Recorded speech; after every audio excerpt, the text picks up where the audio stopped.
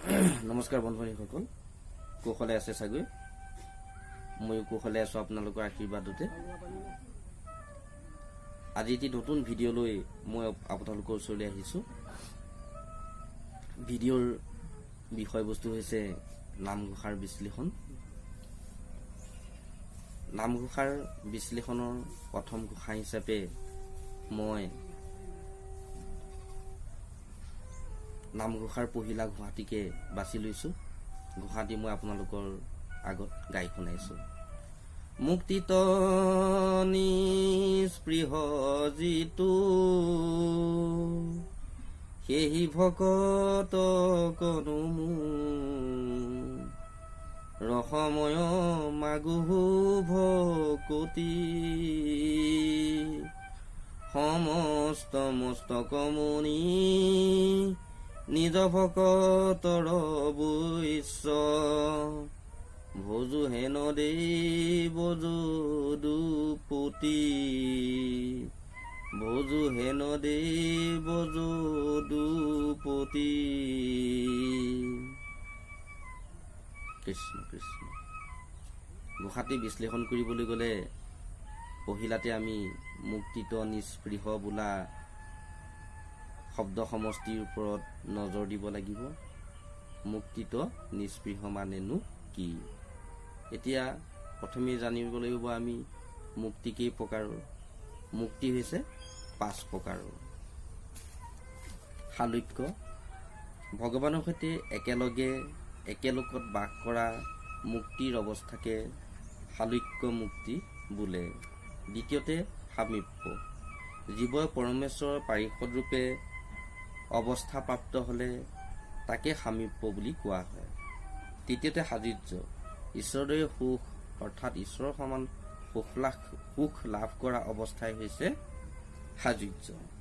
চতুৰ্থতে সাৰূপ্য, ঈশ্বৰৰ সমান ৰূপ লাভ কৰা মুক্তিৰ অৱস্থাই হৈছে সাৰূপ্য। নিৰ্বাণ অৰ্থাৎ ঈশ্বৰত লীন হোৱা অৱস্থাই হৈছে নিৰ্বাণ মুক্তি। এতিয়া এই 5 প্ৰকাৰৰ মুক্তিকো যি কামনা অৰ্থাৎ বাঞ্ছা নকৰে সেই ভকতজনেই হৈছে মুক্তিত নিস্পৃহ ভকত। আকৌ ভক্তিৰ কথালৈ আহোঁ। ভক্তি হৈছে 9 বিধ। শ্ৰৱণ, কীৰ্তন, স্মৰণ, পদসেৱন, অৰ্চন, বন্দন, দাস্য, সখিত্ব, আত্মনিবেদন। এই 9 বিধ ভক্তিত 9 বিধ ৰস সোমাই আছে। এই 9 বিধ ৰস যি একত্ৰ কৰি ভক্তি কৰিব পাৰিছে সেই ৰসময়ী ভকতি। এতিয়া আহিলোঁ সমস্ত মস্তক মণি বোলা কথাষাৰলৈ। সমস্ত দেৱগণ, পাৰিষদগণ, সিদ্ধগণ, সকলো ঋষি মুনি আৰু সৰ্বজগতৰে শিৰৰ মণি যিজন তেওঁৱেই সমস্ত মস্তক মণি অৰ্থাৎ যদুপতি কৃষ্ণ। এতিয়া যদুপতি কৃষ্ণৰ এটা বিশেষত্ব আমি জানো যে তেওঁ ভক্তৰ বৈশ্য অৰ্থাৎ ভকতৰ অধীন। এইখিনি জনাৰ পিছত আমি ঘোষাটিৰ পোনপটীয়া অৰ্থভাগলৈ যাব পাৰোঁ। ঘোষাটিয়েনো কি কৈছে? ঘোষাটিয়ে কৈছে, যিজন ভকত বা ভক্তই মুক্তিৰ আশাও পৰিত্যাগ কৰি ঈশ্বৰক ভজনা কৰে অৰ্থাৎ ভজে, সেই ভকতক নমস্কাৰ কৰি সেই ভকতৰ পৰা মই ৰসময়ী ভকতি ভিক্ষা কৰোঁ। সমস্তৰে শিৰৰ মুকুট যিজন নিজ ভকতৰ অধীন সেই পৰম পুৰুষ যদুপতি কৃষ্ণক মই উপাসনা কৰোঁ। এইখিনি হৈছে ঘোষাটিৰ পোনপটীয়া সাৰভাগ অৰ্থ।